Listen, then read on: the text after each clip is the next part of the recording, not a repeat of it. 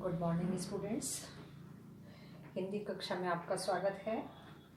इससे पहली क्लास में हमने पाठ यात्रा वृतांत साना साना हाथ जोड़ी के 1 से 8 तक के प्रश्न और उत्तर डिस्कस किए थे। आज क्वेश्चन नंबर 9 से शुरू करते हैं।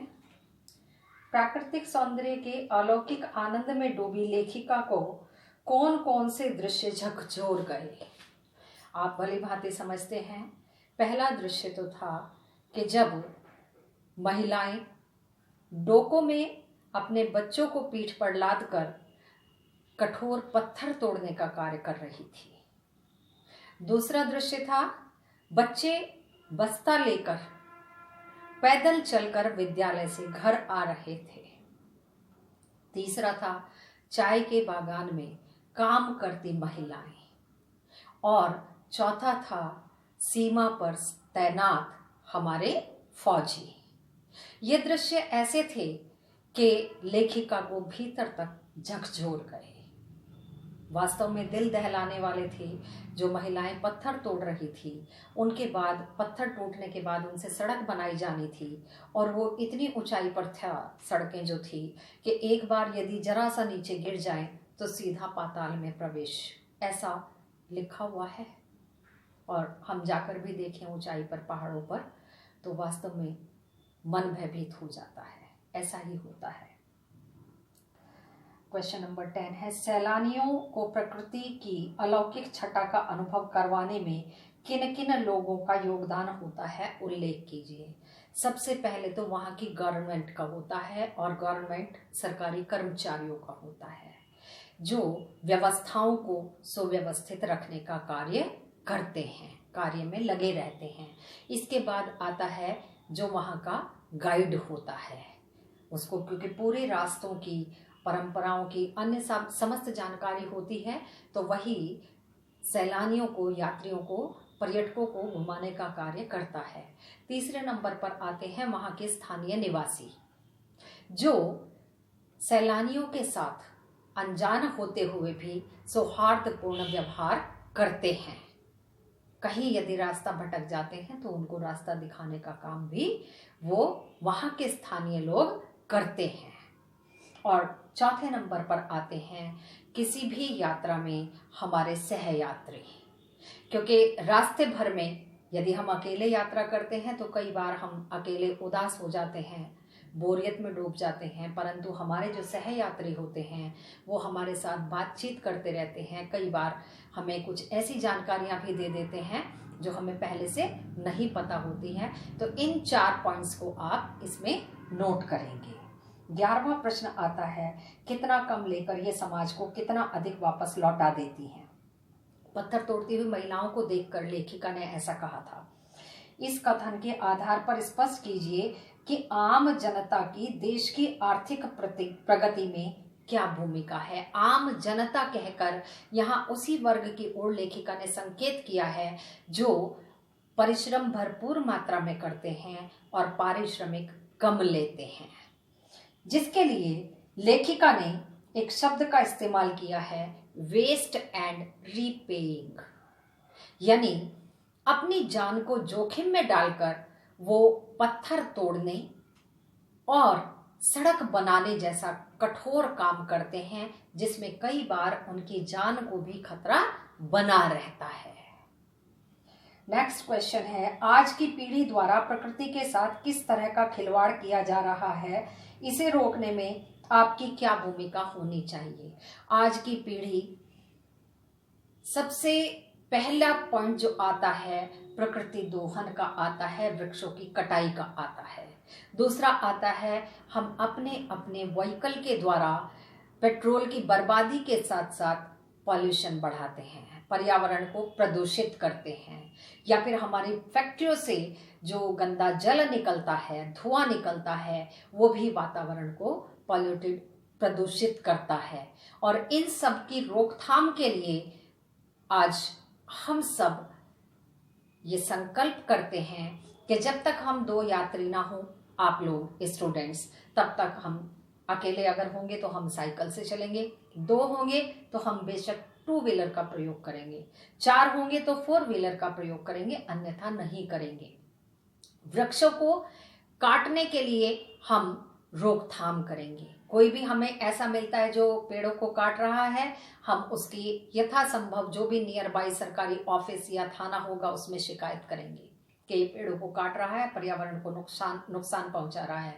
पॉल्यूशन बढ़ाने के लिए आजकल वो पराली जलाने का भी चल रहा है। यदि कोई ऐसा दिखाई देता है तो हमें अपने सामाजिक कर्तव्य का, सामाजिक नागरिक होने के नाते हमें यह कर्तव्य निभाना चाहिए कि यथासंभव हमें उसकी शिकायत कर देनी चाहिए। और इसके अतिरिक्त पेड़ों को काटने के बजाय हमें ये प्रण लेना चाहिए कि अपने जन्म दिवस पर हम 5 वृक्ष अवश्य लगाएंगे।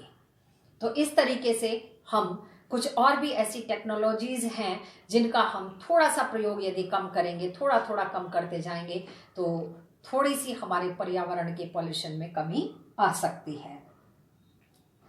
क्वेश्चन नंबर 13 है, प्रदूषण के कारण स्नोफॉल में कमी का जिक्र किया गया है। प्रदूषण के और कौन कौन से दुष्परिणाम सामने आए हैं, लिखिए। प्रदूषण के कारण सबसे पहले तो सांस की बीमारी हो जाती है, स्किन की बीमारी हो जाती है, तो इनको हमें रोकना चाहिए। स्नोफॉल में कमी आई है क्योंकि कटाव में इसलिए बर्फ देखने को मिला क्योंकि वहां अभी तक पिकनिक स्पॉट नहीं था। पेड़ हम काट रहे हैं। आप देखिए कि आज के समाज में बहुसंख्य लोगों को सांस की प्रॉब्लम हो गई है और केवल उसकी देन क्या है, हमारे पर्यावरण का अत्यधिक प्रदूषित हो जाना। और अन्य बहुत सी ऐसी बीमारियां हैं। आप देखिए कि पहले इस तरह की बीमारियां नहीं होती थी, हालांकि उस समय किसी दूसरी तरह की, जैसे हैजा है, मलेरिया है, महामारियां होती थी, पर आज जो हमारे समाज में एक महामारी व्याप्त है वो कोरोना है। या इससे पहले के 5-7 सालों में हम पीछे जाकर देखें, कभी डेंगू आ गया है, कभी चिकनगुनिया आ गया, न जाने कौन कौन से फीवर ऐसे आ गए हैं। है सब एलर्जी से, इन्फेक्शन है, सब वायरल है, परंतु कुछ का इतना विकराल और भयानक रूप हो सकता है ऐसा हम नहीं समझ सकते। और हम इस बात पर बिल्कुल विचार नहीं करते कि हमने पर्यावरण को इतना अधिक प्रदूषित किया हुआ है जिसकी ये हमें देन है, उसी के कारण से है। गंदा पानी बाहर नदियों में जाने से हम नहीं रोक सकते, फैक्ट्री नहीं चलेगी तो हम खाएंगे कहां से। पेड़ों को काटने से हम नहीं रोक सकते, हमारा अपना मकान नहीं होगा तो हम रहेंगे कहां, प्राइवेसी नहीं रहेगी। बहुत सारी चीजें हैं जिनको हम समझौता करने के लिए तैयार नहीं होते, जो आज के समय में आवश्यक है। अन्यथा वो दिन दूर नहीं है कि ये मास्क जो है हमेशा हमारे फेस पर लगा रहेगा, कभी उतारने की नौबत नहीं आई, उतारा तो तुरंत हम बीमार हो जाएंगे। तो उन स्थितियों से बचने के लिए हमें थोड़ी सी प्लानिंग करनी होगी, जो आज के वातावरण, पर्यावरण और प्रदूषण को देखते हुए बहुत ही आवश्यक हो जाती है। कटाव पर किसी भी दुकान का न होना उसके लिए वरदान है। इस कथन के पक्ष में हमें अपनी राय देनी है। बिल्कुल है। यदि वहां पिकनिक स्पॉट बना दिया जाता तो वहां लोग जाते, सैलानी जाते, और जब जाते हैं तो वो अपने साथ खाने का सामान तो लिए बिना जा ही नहीं सकते हैं। बताइए, जाएंगे 2 दिन रहेंगे, 1 दिन रहेंगे तो खाएंगे क्या? और खाएंगे तो हमारा तो पैक्ड फूड होता है। पैक्ड फूड होगा तो डेफिनेटली हम रैपर्स वहां गिराएंगे और शौच आदि के लिए भी जाएंगे, तो वहां तो पॉल्यूशन बढ़ेगा। फिर धीरे धीरे पिकनिक स्पॉट बनाने के लिए वहां वृक्षों को भी काटा जाएगा, तभी तो वहां बिल्डिंग्स बनाई जाएंगी। तो धीरे धीरे कटाव भी हमारे बाकी इलाकों की तरह, बाकी क्षेत्रों की तरह हो जाएगा और एक दिन वहां भी बर्फ की परत या सतह जो हमें आज देखने को मिलती है वो नहीं दिखेगी। प्रकृति ने जल संचय की व्यवस्था किस प्रकार की है? बहुत ही अनूठे ढंग से की है। सर्दियों में बर्फ के रूप में जल को संचित कर लेते हैं।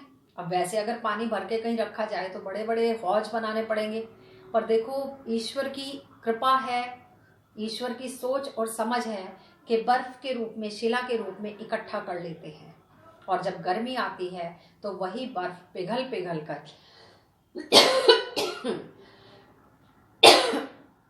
जलप्रपात या नदियों के रूप में बहकर जब हमारे गले गर्मी से सूख रहे होते हैं, हम त्राही त्राही कर रहे होते हैं गर्मी से, तो वो हमारे गलों को ठंडक और तरलता प्रदान करते हैं। इतना नायाब तरीका आपने स्वयं नहीं किया होगा जितना प्रकृति ने जल संचय की व्यवस्था अनूठे ढंग से की है। देश की सीमा पर बैठे फौजी किस तरह की कठिनाइयों से जूझते हैं और उनके प्रति हमारे क्या उत्तरदायित्व होने चाहिए। देश की सीमा पर बैठे फौजी एक तो हमेशा अनजाने भय या मृत्यु का उन पर साया व्याप्त रहता है, क्योंकि कब रात्रि में अनजाने में दूसरी सेना कब उन पर आक्रमण कर दे, सोते हुए जागते हुए कई बार ऐसी घटनाएं आई हैं। या पुलवामा का जैसे अटैक है, बताइए, वो तो एक जगह से दूसरी जगह पर ही जा रहे थे। तो इस तरह की घटनाएं हो जाती हैं तो उनकी तो जिंदगी हमेशा ही दांव पर लगी रहती है। और किसके कारण से? अपने घर परिवार के लिए नहीं, बल्कि हम सब भारतवासियों के कारण से, एक एक जन के कारण से, उनकी सुरक्षा के उद्देश्य से। दूसरी कठिनाई उनकी होती है कि भरी सर्दी में जब यहाँ हम बिस्तरों में भी हमें रूम हीटर चलाया, ये चलाया, वो करा, उसके बाद भी हमें सर्दी दूर हम नहीं कर पाते हैं। उस समय में वहाँ टेम्परेचर -20-40 डिग्री चला जाता है। जब पेट्रोल को छोड़कर सब चीज़ें जम जाती है, उस समय वो वहाँ कठिनाईपूर्ण जीवन व्यतीत कर रहे होते हैं। सोच कर देखो कि भोजन की क्या व्यवस्था होती होगी उनके लिए। तो सूखा भोजन ही खाते हैं वो, ड्राई फ्रूट्स आदि होते हैं, या जितना भी पॉसिबल होता है पेट भरते हैं और हमेशा मुस्तैद रहते हैं सीमा पर। तो ऐसे में हम सबका सबसे अहम कर्तव्य होता है कि उनके पीछे उनके परिवारों की देखभाल करना और एक छोटा सा कर्तव्य निभाना कि हम अपनी आय में से एक, चाहे तो दशांश बोलते हैं, पहले परमात्मा के लिए, धर्म कर्म के लिए निकालते थे, पर आज मैं कहती हूँ कि देश के लिए हमें 10 नहीं 1 अंश ही आप निकाल दें। और वो हमें जो भी एक फंड बनाया हुआ है सैनिकों के लिए, उसमें हमें जमा करते रहना चाहिए। तभी हम उनको जितना वो हमारे लिए करते हैं ना, उसका 1% तो बहुत ज्यादा होता है। माइनस में आप देखो कि कितने % हम कुछ उनके प्रति अपने दायित्व को निभा पाते हैं। सम्मान हमें अवश्य करना चाहिए, उनका भी, उनके परिवार का भी। और साथ में हमेशा सैल्यूट तो उन्हें करना ही चाहिए, क्योंकि वे सुरक्षित हैं तो हमारा जीवन है। यदि वे सुरक्षित नहीं हैं तो हमारा जीवन संभव नहीं है। आज के अंक में हम यहीं तक करेंगे और यहाँ हमारे जो अभ्यास प्रश्न और उत्तर हैं वो समाप्त हो जाते हैं। इससे अगली कक्षा में मैं कुछ अतिरिक्त प्रश्न और उत्तर डिस्कस करूंगी और आपको भेजूंगी। Thank you students.